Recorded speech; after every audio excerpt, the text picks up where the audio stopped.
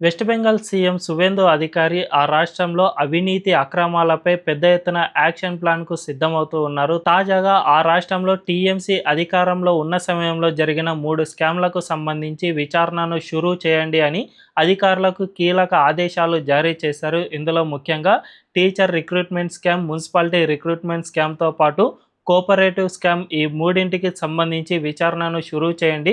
ఇందులో కీలక నిందితులైన సయోని ఘోష్, పార్థ చటర్జీ, ఫిర్హాద్ హకీం, అనుబ్రత మండల్, మదన్ మిత్రా, కునాల్ ఘోష్ తో పాటు 15 మంది మాజీ మంత్రులు అండ్ ఎమ్మెల్యేలపై మీరు సమగ్ర విచారణ జరిపించండి. ఇందులో ఎవరైనా దోషులుగా తేలితే వాళ్ళను వెంటనే అరెస్ట్ చేసేయండి. తద్వారా ఈ రాష్ట్రంలో గతంలో జరిగిన స్కామ్ అన్నిటిపైన పూర్తి విచారణ జరిపించి వాళ్ళందరికీ శిక్ష పడేలా ప్రయత్నాలు చేయండి అని అధికారులకు ఆదేశాలు జారీ చేశారు. దీన్ని బట్టి చూసుకుంటే టీఎంసీ అధికారంలో ఉన్న సమయంలో జరిగిన అవినీతి అక్రమాల అన్నిటినీ బయట పెట్టేందుకు సువేందు అధికారి ప్రయత్నాలు చేస్తూ ఉన్నారని చెప్పకనే చెప్పుకోవచ్చు.